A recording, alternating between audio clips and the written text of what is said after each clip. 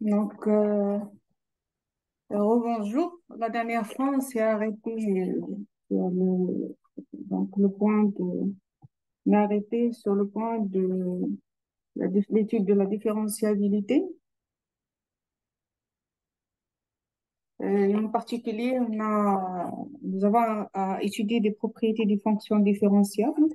C'est ce que je vais entamer aujourd'hui. Donc, je vais commencer par, voilà. Alors, nous avons ici deux. Est-ce que vous arrivez à m'entendre? Merci de me confirmer. Oui, madame. D'accord, parfait.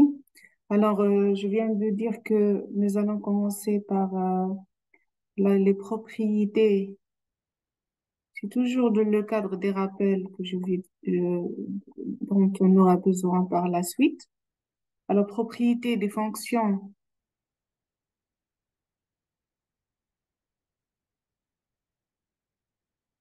différentielles, différenciables, pardon.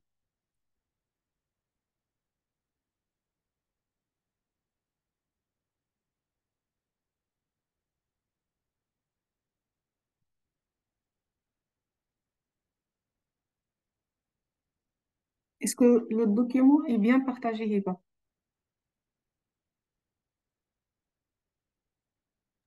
Oui, madame. D'accord, parfait. Donc, 2, 2, 1. Donc, il s'agit de conditions nécessaires de différenciabilité.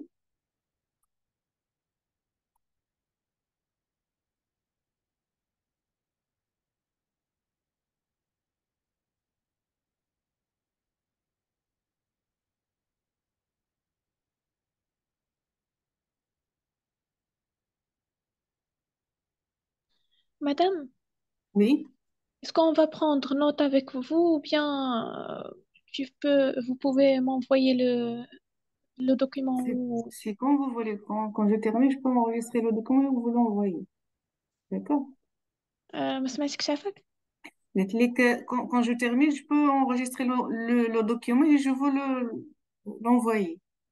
C'est D'accord, quand vous madame. voulez. Vous voulez prendre note, ok. Merci. Mais sinon, je vais faire l'enregistrement et envoyer le document par la suite. D'accord? D'accord, madame. Merci. Merci. Il n'y a pas de souci. Alors, il y a une propriété avec laquelle je vais commencer. C'est une proposition. Alors, vous avez fonction, toute fonction f différenciable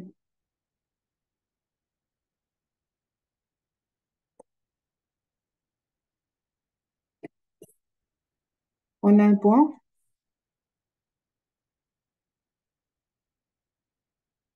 un point x, et continue en ce point.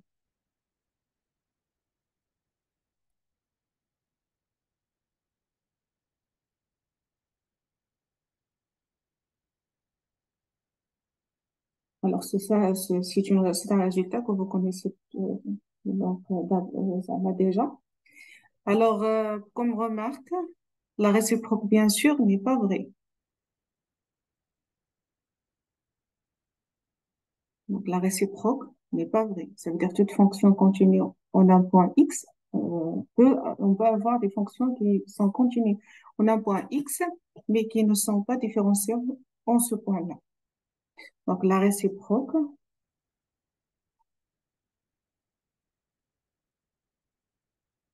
n'est pas toujours vraie.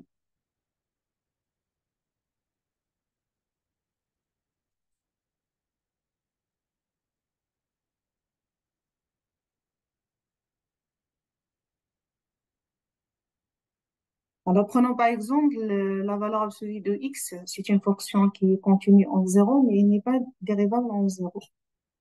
C'est un exemple qui est le plus simple. Donc, voilà.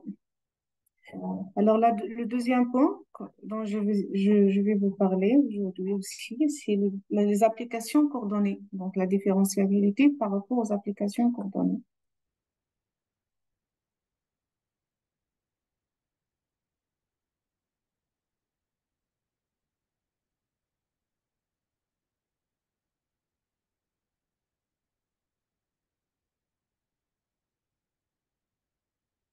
Alors, le document il est lisible, Hiba, n'est-ce pas?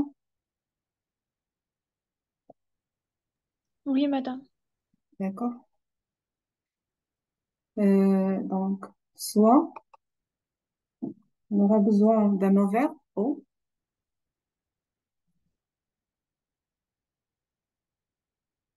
un ovaire de Rn.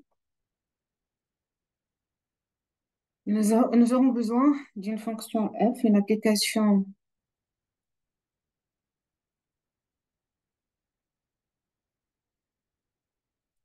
alors, de O dans Rp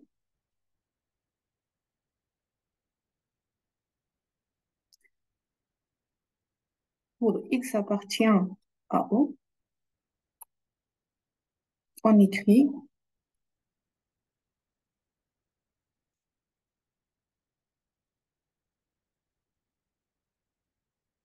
f de x est égal f1 de x, f2 de x jusqu'à fp de x. C'est ce qu'on appelle les applications coordonnées. Alors, avec F1, F2, Fp, bien sûr, ce sont des applications de E à valeur de O à valeur dans R. Et, euh, et sont dites des applications qui sont coordonnées. Donc, c'est ce que je vais noter. Où F1, F2,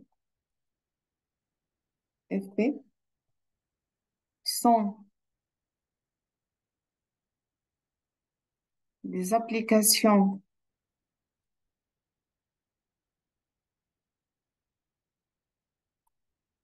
de O dans Rp, dans R, pardon.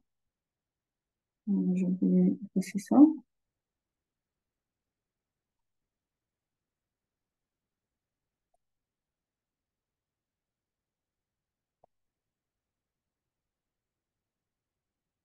Dans R, dites application,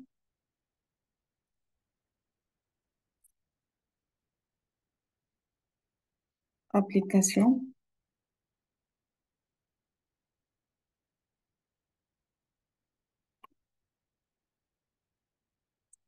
coordonnée, coordonnée de F. Voilà maintenant donc une propriété ou bien un résultat très important pour le cas des applications coordonnées. Donc on peut dire que f est une fonction qui est différenciable. Donc vous pouvez deviner le résultat. Donc f il est différenciable si seulement si toutes les applications coordonnées sont différenciables en x. D'accord? Et on va noter la différentielle de la façon suivante. Donc je vais écrire théorème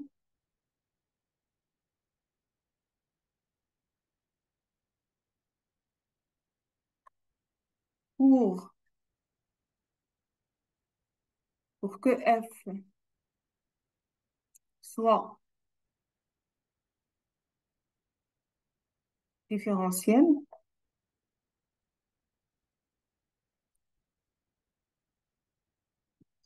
différentielle en x, il faut, il suffit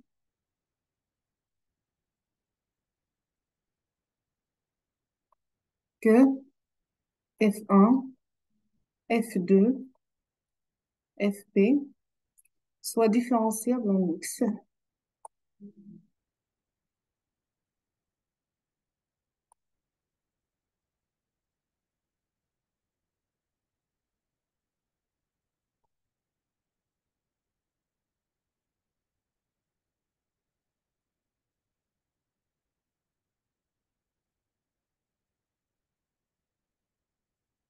Et la différentielle s'écrit de la façon suivante. d de f par rapport à x est égal à d, la dérivée de f1 par rapport à x, dérivée de f2 par rapport à x, ainsi de suite, jusqu'à la dérivée de fp par rapport à x. Et là,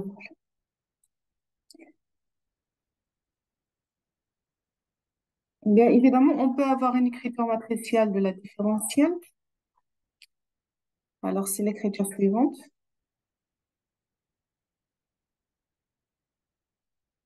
Donc, comme un sous-titre, écriture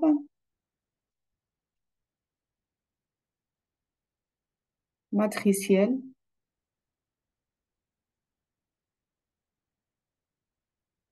de la différentielle.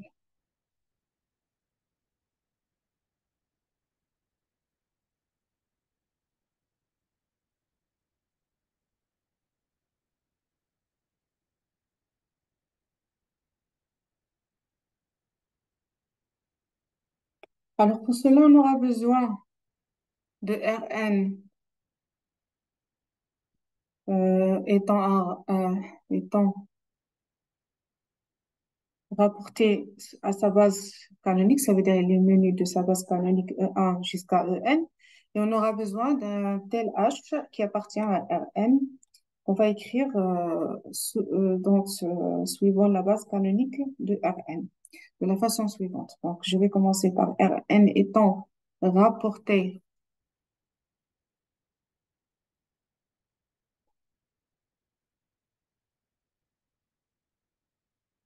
à sa base canonique.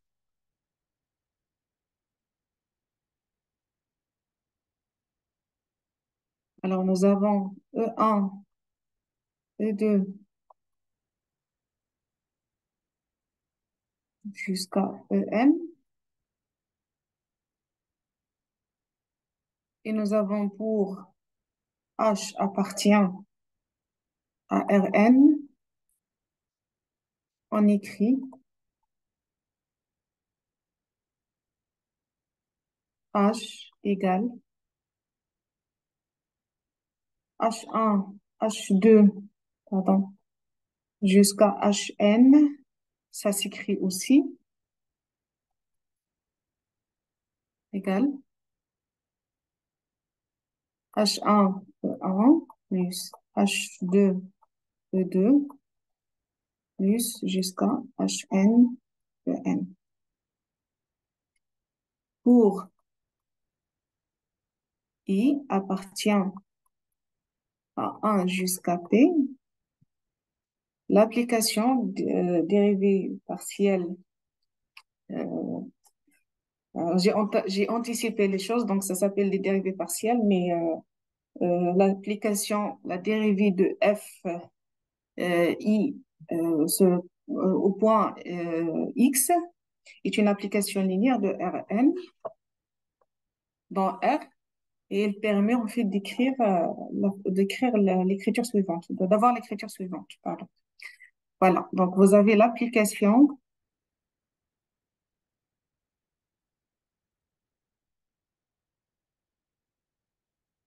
la dérivée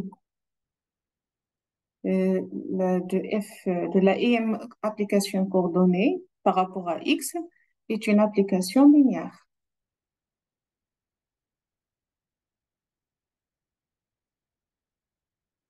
Une application linéaire de Rn dans R.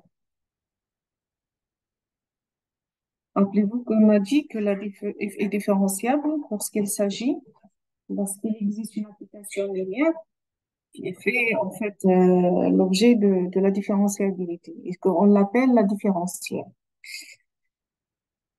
Euh,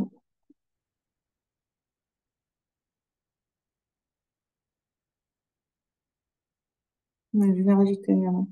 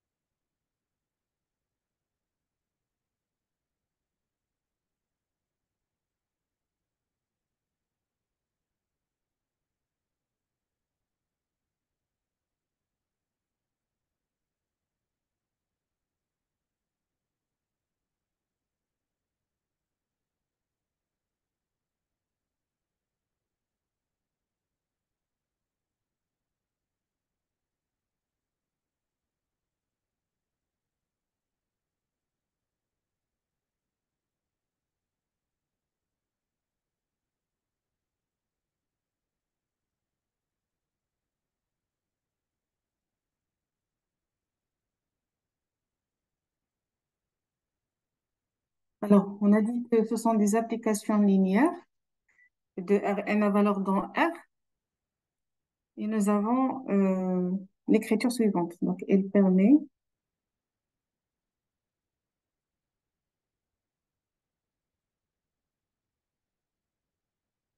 d'écrire donc la dérivée fi par rapport à x au point x de h est égale la somme de i égale à 1 jusqu'à n hi dérivée fi x appliquée à g, c'est la somme de g égale à 1 jusqu'à n de hg aij appliqué à f, donc appliqué à x. Donc, c'est une écriture, en fait, donc, qui vient du fait que H s'écrit sous la forme de combinaison linéaire des E1 jusqu'à En, la base canonique de Rn. Et puis, nous avons donc, avec la linéarité de la dérivée de Fi par rapport à X, on peut avoir ces écritures. Après, donc, avec AIG, c'est quoi? AIG, normalement, c'est la dérivée de la IM composante de F au point X, EG. C'est pour cela qu'on a noté par AIG. Donc, c'est là, en fait, c'est grosso modo, donc, il s'agit de la jacobienne, de la matrice jacobienne. Donc, qui permet, en fait, on peut avoir une matrice jacobienne de la façon suivante. Donc, où AIG appliqué à f au point x est égal la dérivée, donc la dérivée de la ième composante de f appliquée à EG.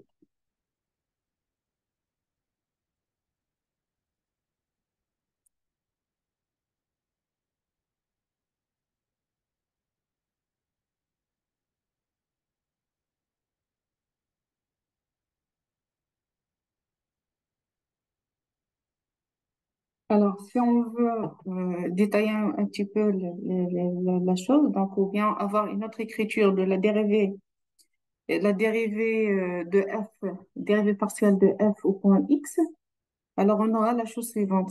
Donc, on sait bien que l'application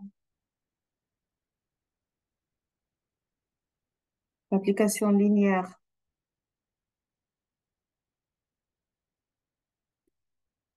dérivée de f par rapport à x au point x est une application linéaire qui est définie de Rp à valeur dans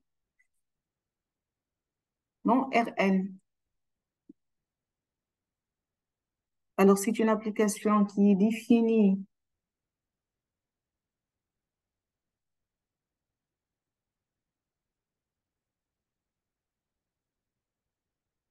par ces P composantes,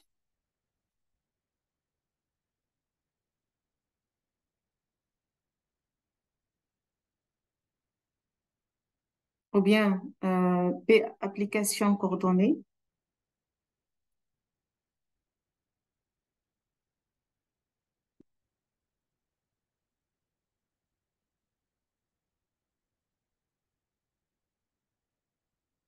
ça veut dire les dérivés de la ième composante par rapport à x, les dfi x. Alors, relativement à la base canonique de Rp,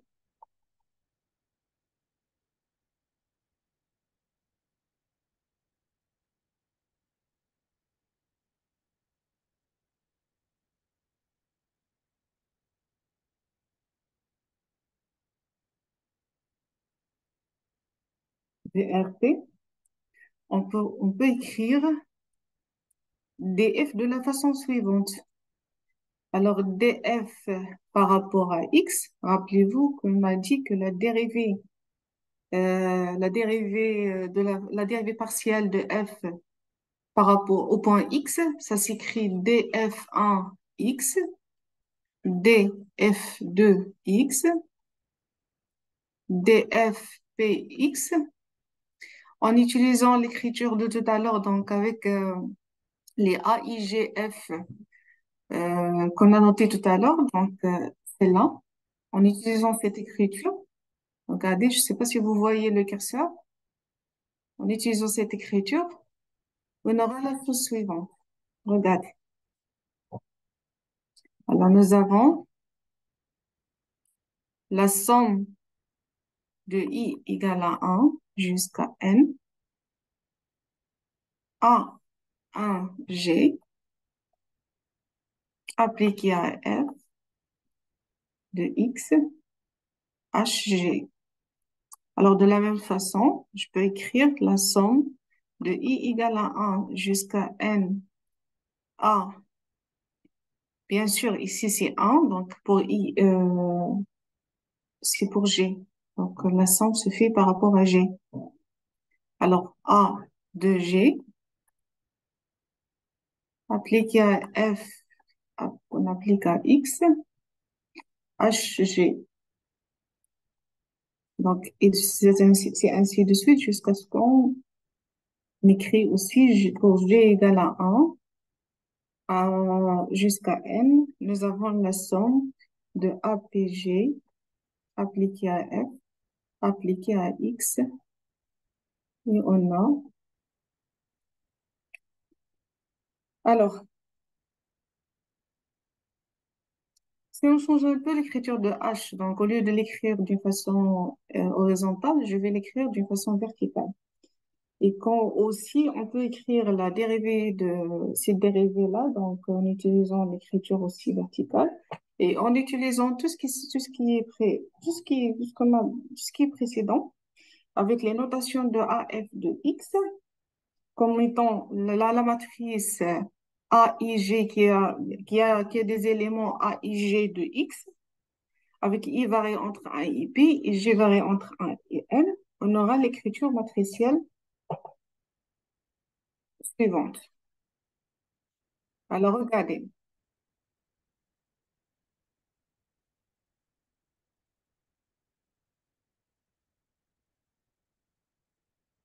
En écrivant,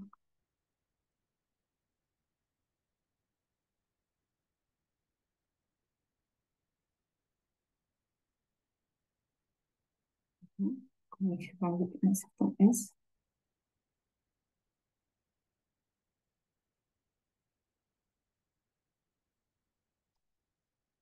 voilà. En écrivant le vecteur H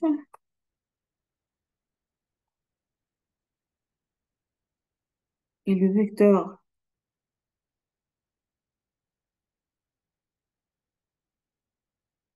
dfx appliqué à H sous la forme suivante, sous la forme H égale H1 jusqu'à Hn et on a la dérivée de x au point x de H, dérivée de f1xh jusqu'à la dérivée de ftx de h et si on pose A f de x, c'est la matrice qu'on obtient en déterminant les AIG appliqués à fx, précisément en fait précisément noté. C'est la dérivée, rappelez-vous que les AIG, c'est la dérivée de la IM composante de x appliquée à EG. Donc, avec I y compris entre 1 et P, et nous avons le J qui est compris entre 1 et et n. Alors, on obtient l'écriture matricielle suivante. On obtient l'écriture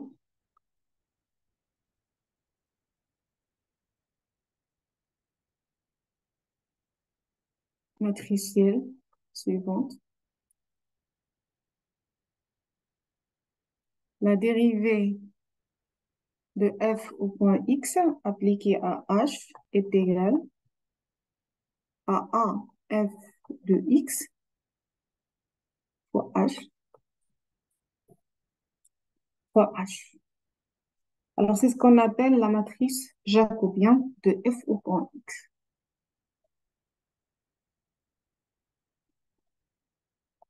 Alors, la matrice AF,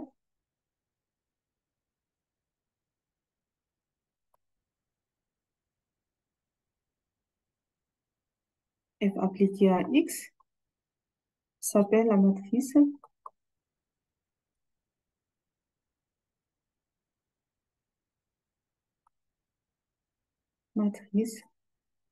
jacobienne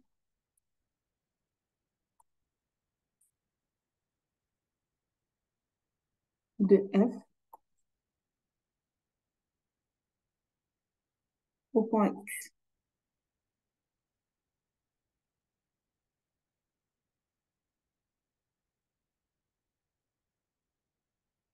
Alors, dans le cas particulier où n est égal à p, ça veut dire l'application f allant de Rn à valeur borne Rn, nous avons ce qu'on appelle, au lieu de la matrice jacobienne, on l'appelle le jacobien Tchopo. D'accord? Et on la note de la façon suivante. Donc, vous avez,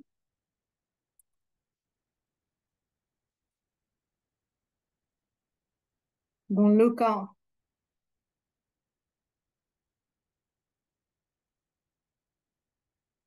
n est égal à p,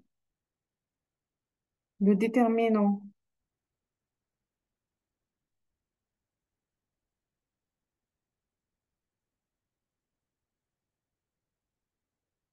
de AF,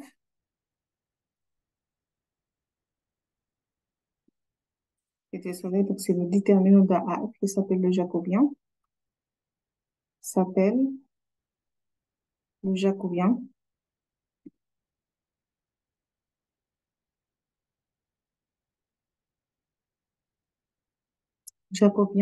de F au point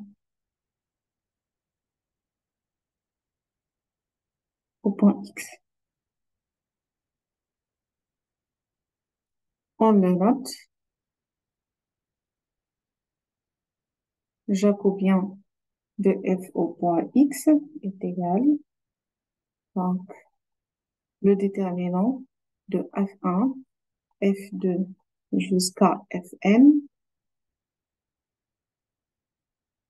sur le rapport déterminant des composants de F1, de F et sur le déterminant de X1, X2 jusqu'à Xn appliqué à X. C'est pas le déterminant, mais la dérivée. Alors,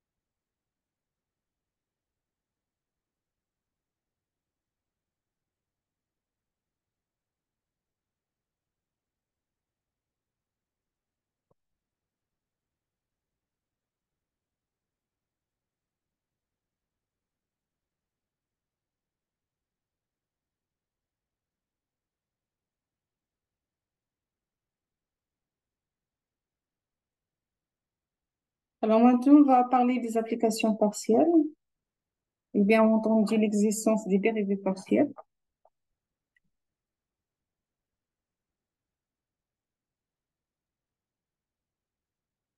Donc, nous avons comme un autre titre de 3, application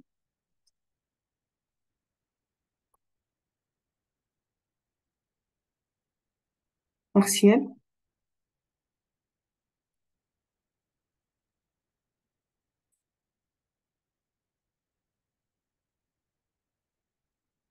existence, existence des dérivés partiels.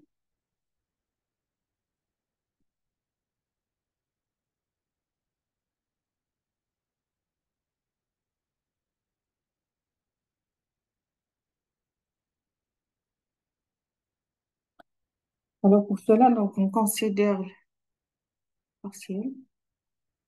Cela, on considère l'application f qui va d'un vers O, soit f application qui va d'un vers O de l'espace Rn à valeur dans R, dans Rp.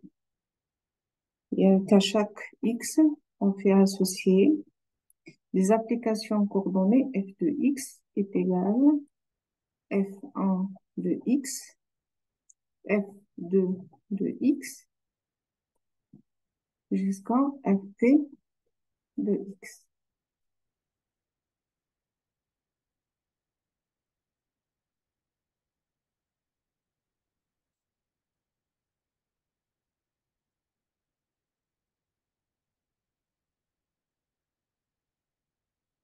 Alors, d'après un résultat précédemment cité, nous avons dit que si la fonction f est différenciable, si on dit que f est différenciable, si seulement si toutes les applications coordonnées sont aussi différenciables.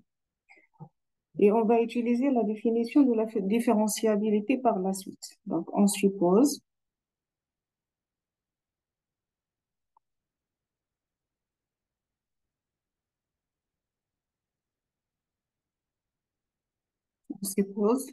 que f est différenciable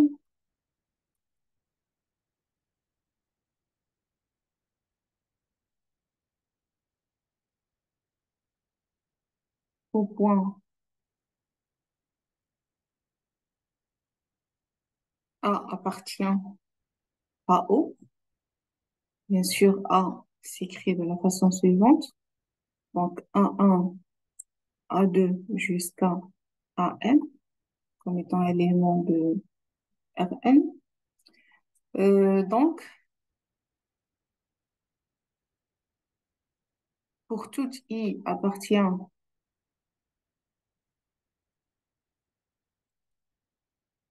1 jusqu'à P, des fonctions if I, donc je vais mettre un virgule ici, fi est différenciable en A.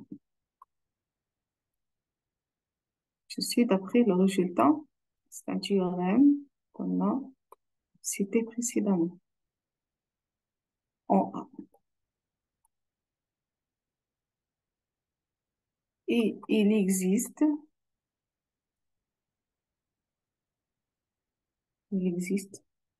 un n temps supérieur à 0 tel que, ici on va utiliser la définition de la différenciabilité, tel que pour la norme de h soit inférieure ou égale à n temps, on a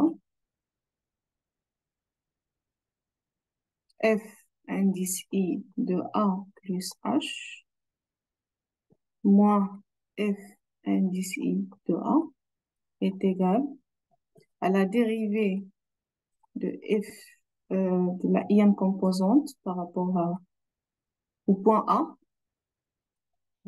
pardon, appliqué à h plus la norme de h fois un certain epsilon de i qui est négligeable lorsque h tend vers 0. Avec epsilon i H converge vers zéro, quand, quand H tend vers zéro.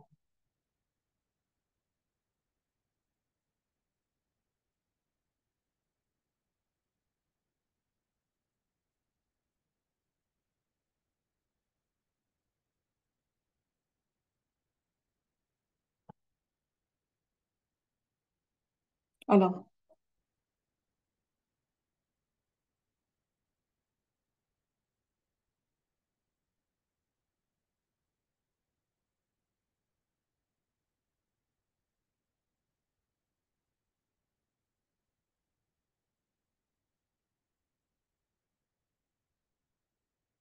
maintenant, considérons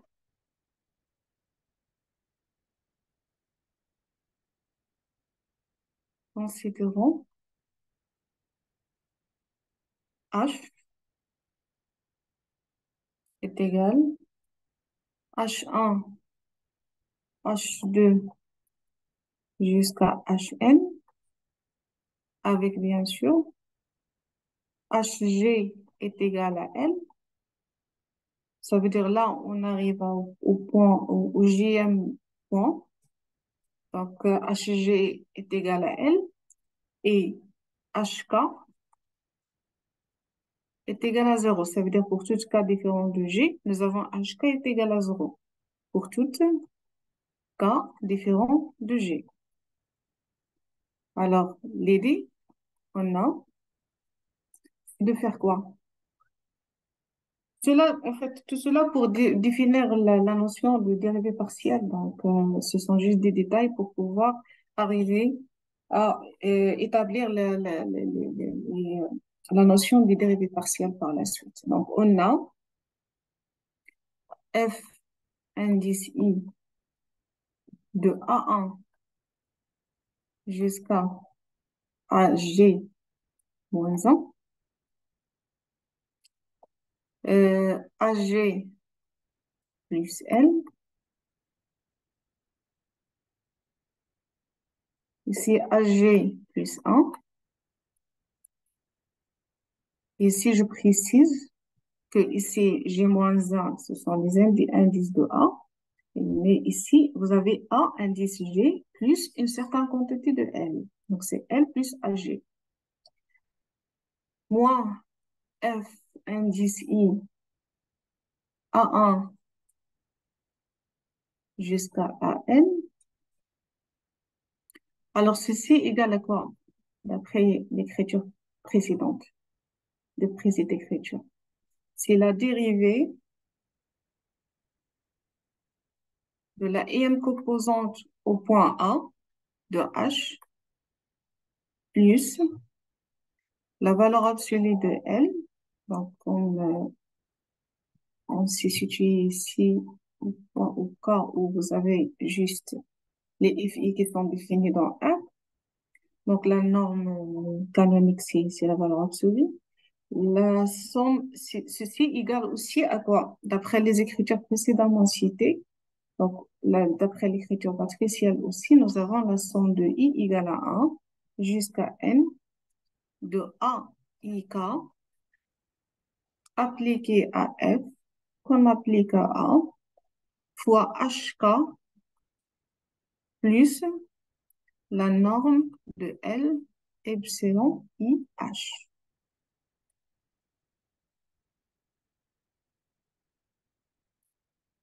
Alors, ceci dit que nous retrouvons dans le cas où vous avez AIG appliqué à F, appliqué à A, appliqué à fois L, pardon, donc fois L, plus la valeur absolue de L, epsilon IH.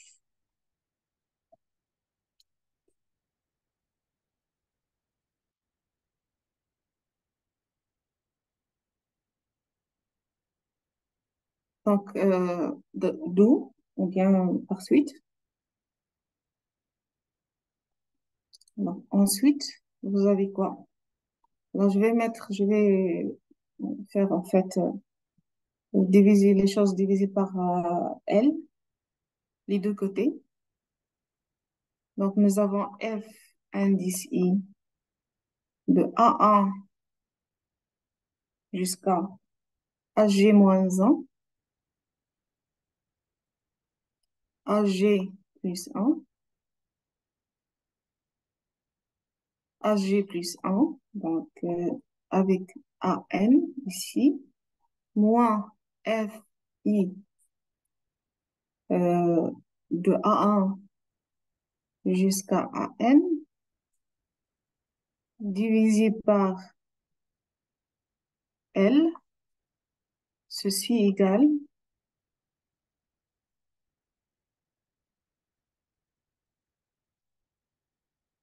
AIG appliqué à F, appliqué à A. Et c'est tout à fait normal qu'elle sera plus ou moins Y, I, H. Et en faisant tendre la H vers 0, donc on obtient le résultat suivant. Vous avez la limite lorsque H tend vers 0 de toutes ces quantités, F A1, AG moins 1, AG plus L. Là, ici, c'est L, ce n'est pas 1. AG plus 1 jusqu'à AN, moins FI A1 jusqu'à AN, divisé par L, il est égal à AIG appliqué à F, appliqué à...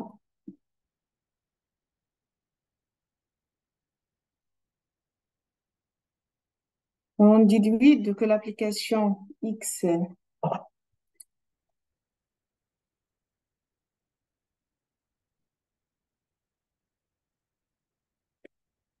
Alors, rappelez-vous la notion de l'application partielle. On a dit que l'application partielle, c'est lorsqu'on remplace de paramètres, en fait, des composantes de la paramètre X par une valeur exacte. Donc, c'est ce qu'on a appelé par l'application partielle. Alors, on en déduit que l'application partielle f de A1 jusqu'à AG moins 1 et à la place de AG plus L, je peux mettre la GM point, bien la GM application partielle. Ça veut dire que f de A1 AG moins 1, X, AG plus 1, AN, c'est une application qui est dérivable au point AG, mais aussi il s'appelle aussi sa dérivée s'appelle aussi la dérivée partielle.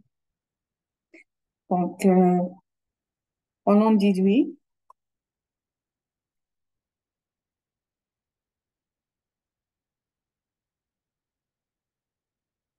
que l'application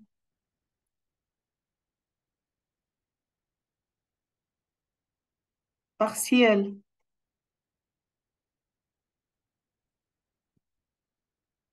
qui à chaque X, on fait associer f indice I de A1 à G moins 1 X à G plus 1 jusqu'à AN est dérivable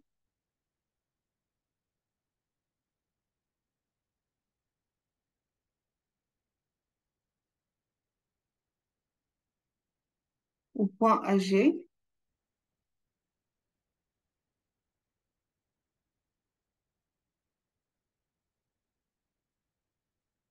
on dit alors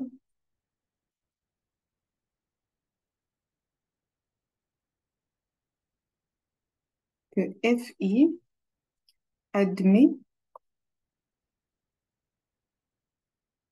une dérivée partielle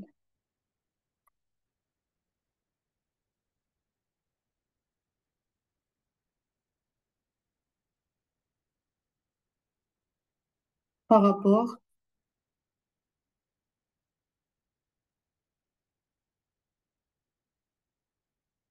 par rapport à x sous g.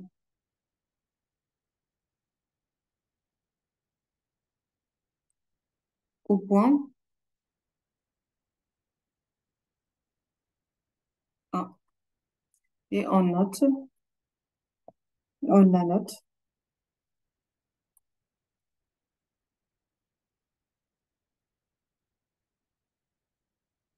des rangs de f indice i sur des rangs de x sous g appliqués à A est égal à ij appliqué à f appliqué à A et la dérivée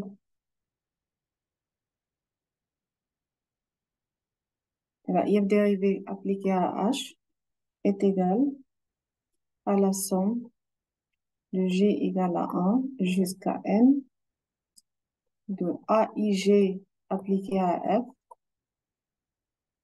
appliqué à A hg.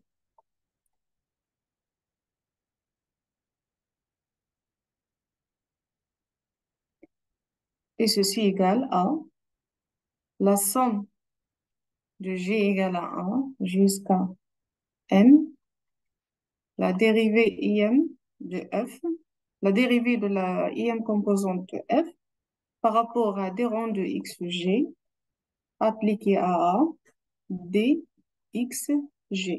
appliqué à h.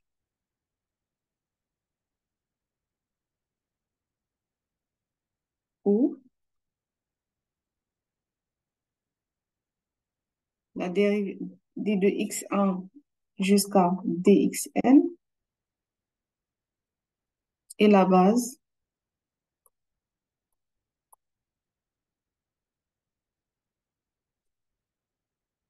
duale de la base canonique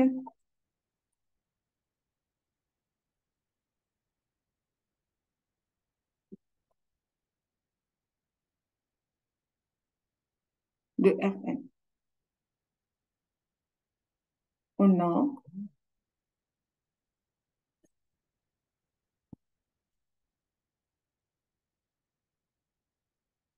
d de x sur g appliqué à h est égal à hg.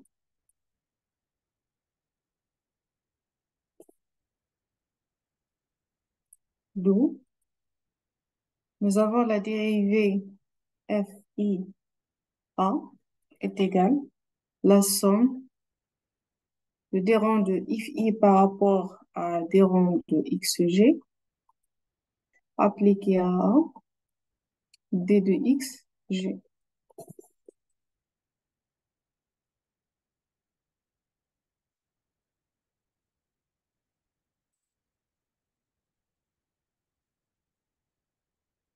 Alors, on en déduit en fait l'écriture de la matrice jacobienne de f de la façon suivante. Ceci, ce sont juste des étapes pour arriver au point que vous connaissez tous, la matrice jacobienne, alors qu'il s'est donné de la façon suivante.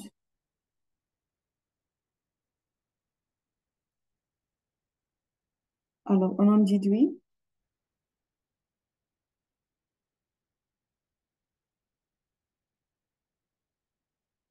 l'expression suivante, l'expression de la matrice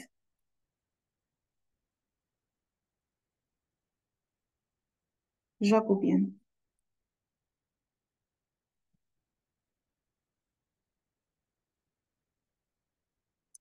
de f au point, au point A. Donc, c'est AF appliqué à A est égal à la dérivée de f1 par rapport à x1. Alors ici, sur la ligne, donc on garde toujours les composantes, la même composante de f appliquée à A. Et sur la colonne, donc il s'agit de la variation de la variable, ou bien la composante de la variable x. Ça veut dire que ici, j'aurai toujours l'application, la dérivée se calcule par rapport pour f1. mais à chaque fois, je change la dérivée par rapport à l'élément sur le dénominateur. Mais par contre, par rapport à la colonne, donc, je garde le même dénominateur, mais le changement sera effectué sur le numérateur. Donc ici, la dérivée de f1 par rapport à x1, la dérivée de f2 par rapport à x2, ainsi de suite, jusqu'à la dérivée de f1 par rapport à xn, appliquée à a. Ici, j'aurai la dérivée de fp par rapport à x1, la dérivée de f2 par rapport à xp par rapport à x2, jusqu'à la dérivée de fp par rapport à la nème composante de x. Et voilà votre matrice jacobienne. Donc, comme j'ai dit tout à l'heure, donc, il s'agit, lorsque la matrice devient la matrice carrée, son dénominateur est appelé le jacobien de F. D'où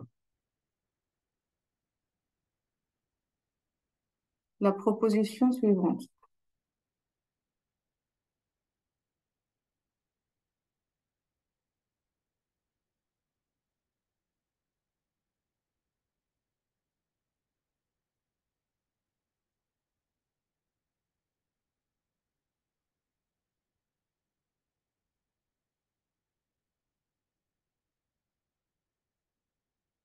Alors, d'où la proposition suivante. Alors, c'est un résultat qui est au fait que vous avez une application avec des applications coordonnées.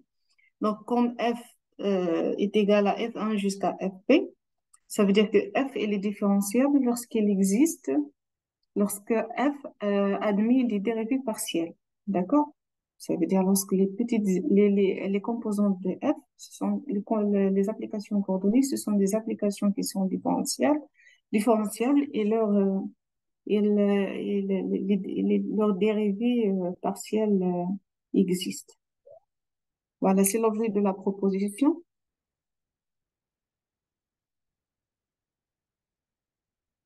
Proposition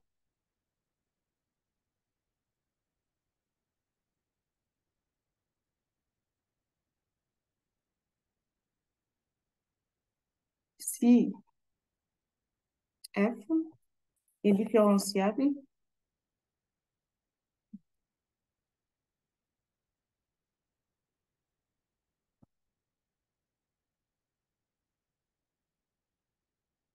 est différenciable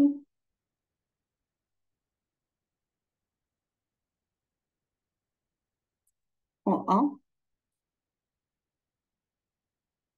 alors les applications coordonnées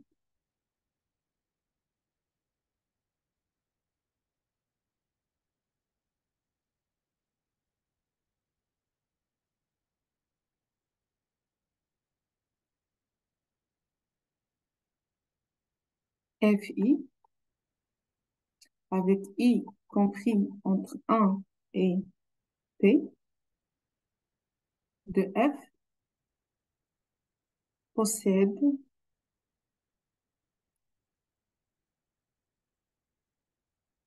des dérivés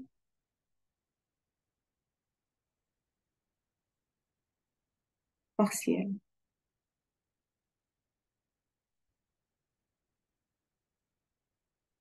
par rapport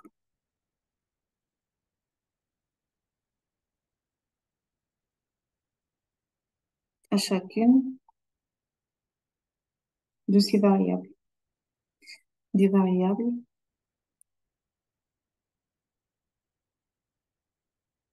au point A.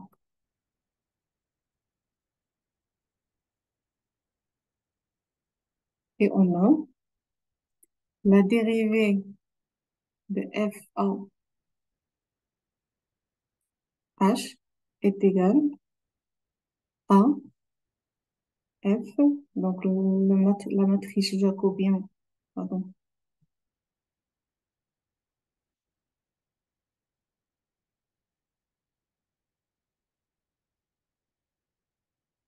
matrice jacobienne F au point A appliqué à H est égal, on va pas dire-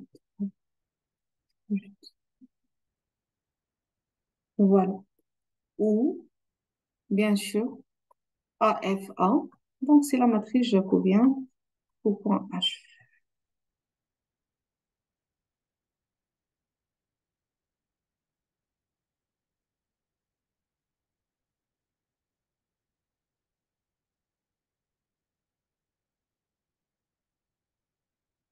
La matrice jacobienne au point A.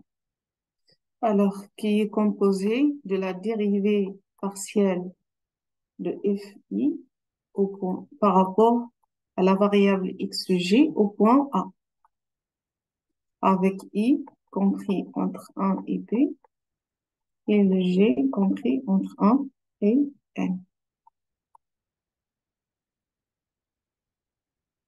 Donc, dans le cas trivial, c'est le cas où vous avez P est égal à 1, la différentielle, nous avons une seule fonction, ça veut dire que vous avez une seule fonction qui est numérique, la différentielle devient une dérivée normale.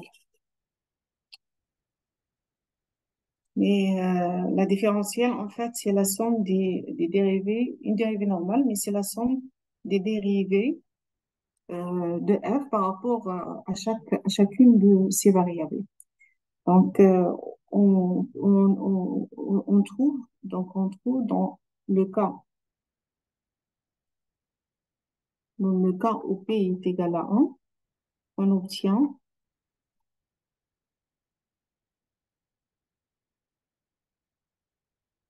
dérivée de f indice a appliqué à h est égal à la somme de g égale à 1 jusqu'à n, la dérivée de f par rapport à la dérivée de xg appliquée à a, hg.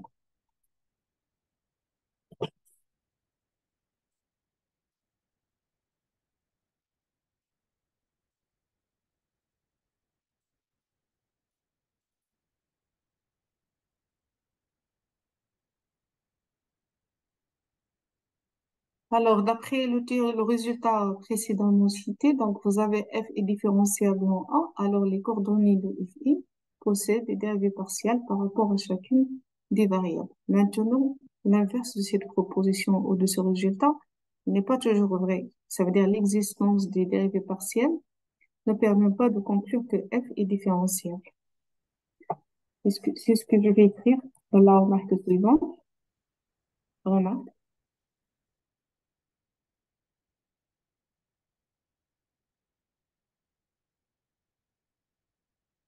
La réciproque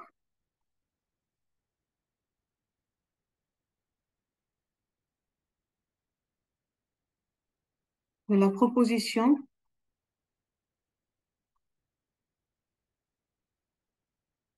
précédente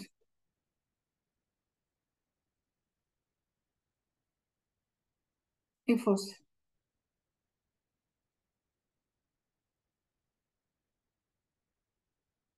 Autrement dit,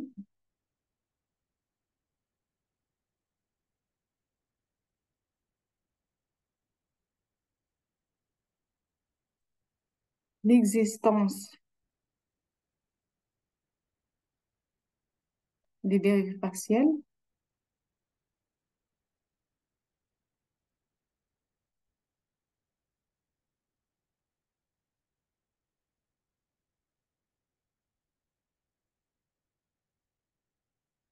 en un point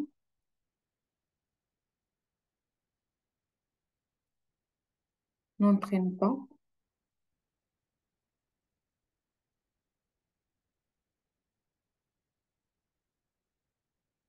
nécessairement la différenciabilité de f en ce point. Donc, n'entraîne pas nécessairement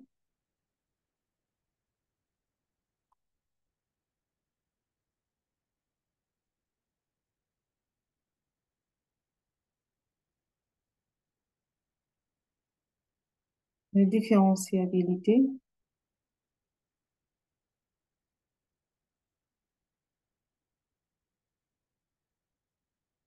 de f en ce point.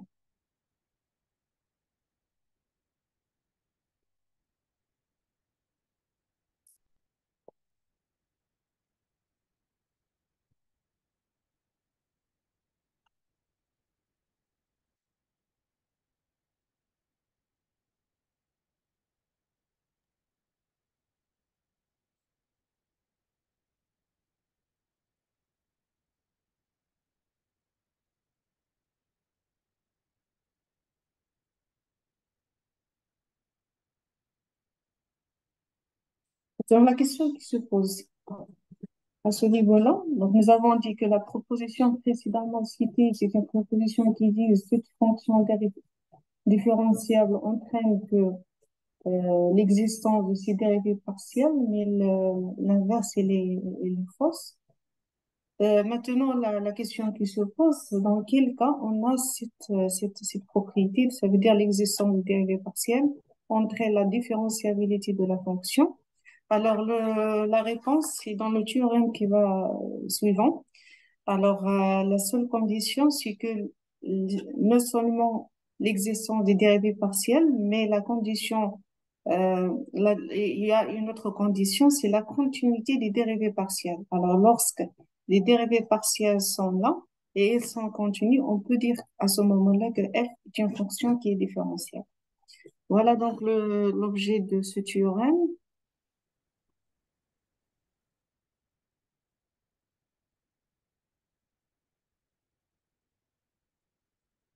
Nous avons soit f défini sur un over O de Rn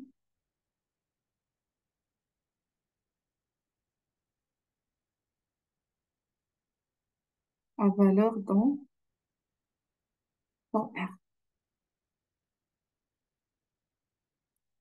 Alors, et A, un point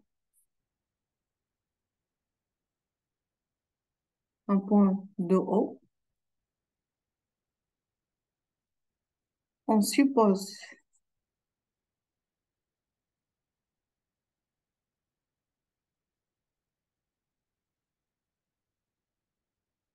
que F admet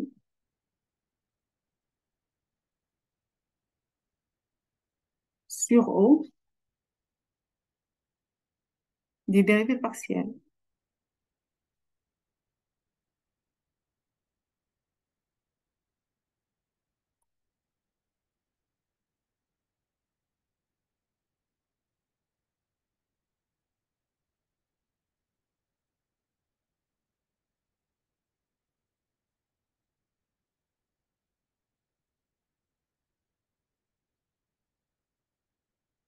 Des dérivés partiels par rapport à chacune de ces variables. Par rapport, par rapport à chacune de ces variables.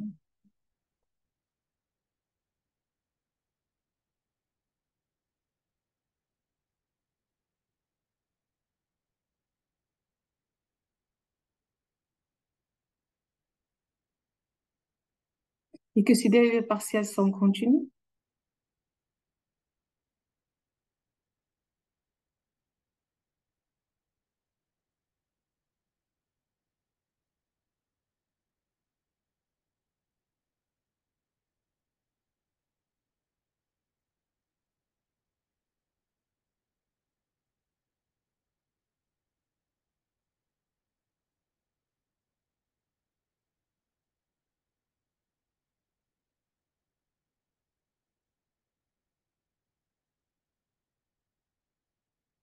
Au point A, alors F est différenciable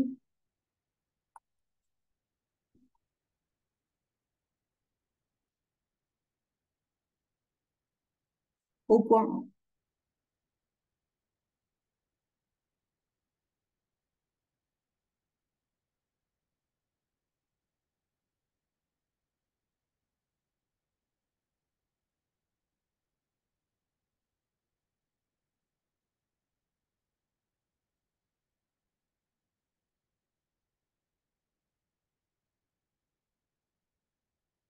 Maintenant, si f admet des dérivés partiels sur le vers O et que ces dérivés sont continus, donc on dit que la fonction f est une fonction de classe C1.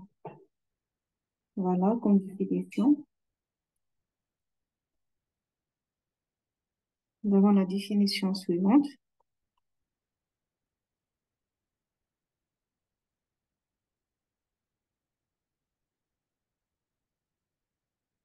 soit f applique une fonction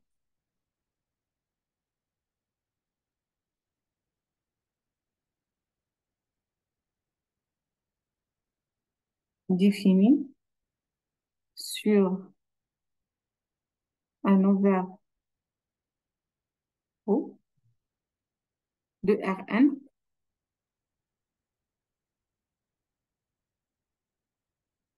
à valeur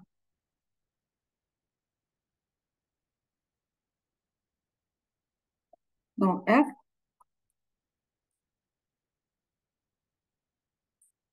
on dit que f est de classe C1, de classe C1 sur l'ouvert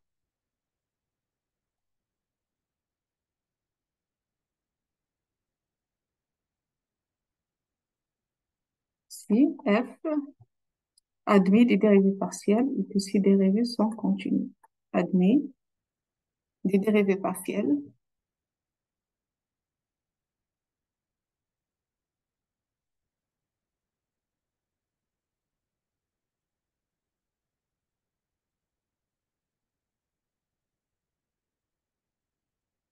continus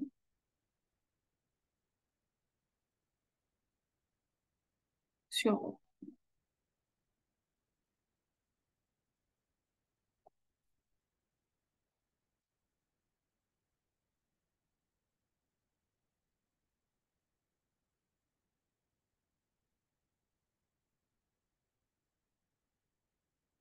Alors, pour la différentielle d'une combinaison linéaire, vous connaissez tous, dans toute combinaison linéaire de fonctions différenciables, ils sont différenciables, et la différentielle, c'est la combinaison linéaire des fonctions différentielles.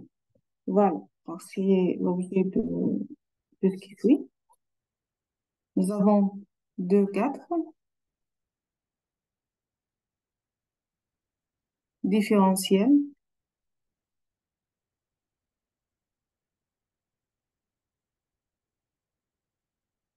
d'une combinaison linéaire.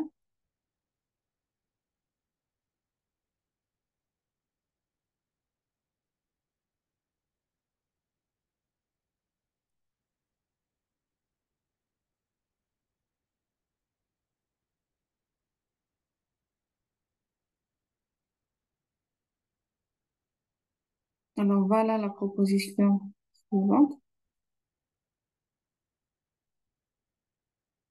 soit f et g, deux fonctions définies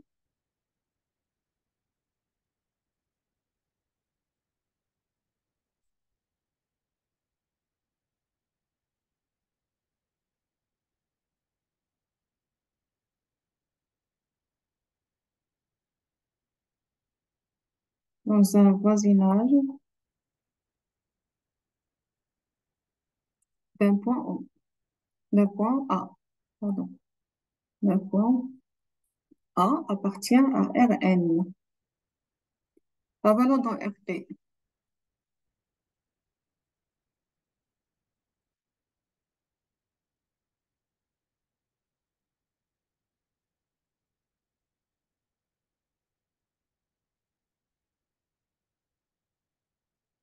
On suppose bien sûr que f est son différentiel, f et g. On suppose que f et g sont différenciables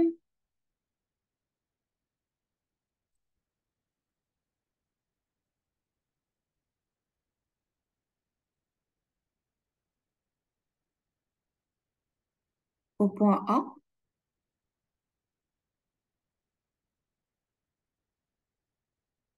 Alors,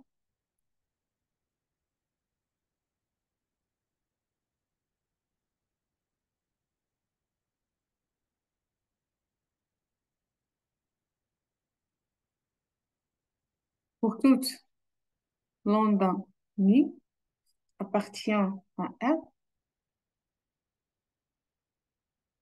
la fonction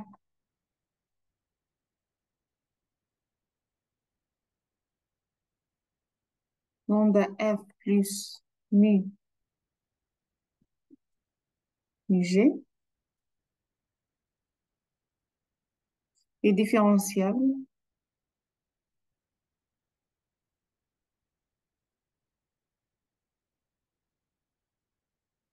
au point A.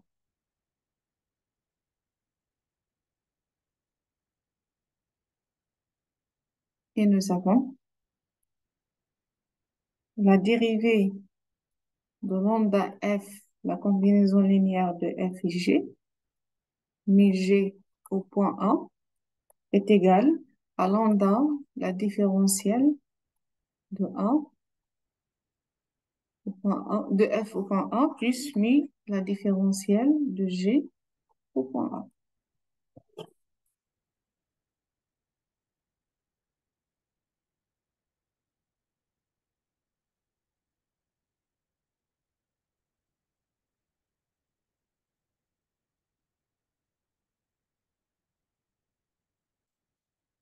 Alors, on va prendre une petite pause de 10 minutes. Je ne sais pas est-ce que vous arrivez à suivre ou pas. Je parie que semaine.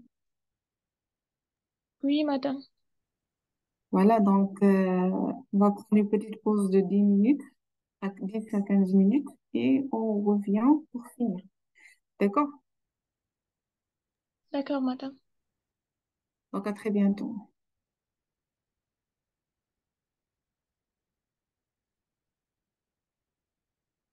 Alors bien sûr, si vous avez des questions, vous pouvez laisser les questions sur le commentaire. Dès que j'ai terminé, je peux vous répondre par la suite.